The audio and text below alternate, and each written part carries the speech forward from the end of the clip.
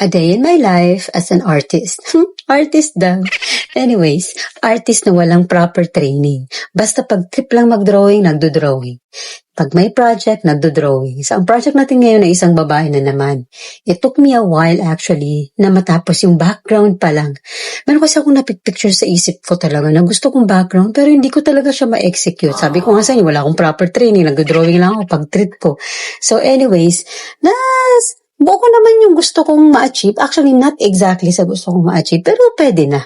So, ito na nga yung background niya at hindi ko na lang naipakita sa inyo. Hindi ko kasi mahanap yung video ko kung paano ko nagawa itong body. Anyways, so medyo challenging kasi yung pagbuo ng body dahil yung pag-mix ng color brown. Medyo challenge siya.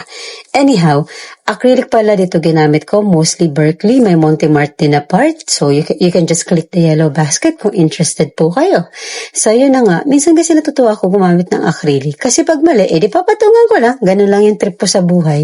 Diba? Saka usually kapag nag-drawing tayo, ewan ko ba, pag nag-drawing ako, hindi ko nagugustuhan yung parang napapangitan ako dun sa unang part ng pag-drawing ko.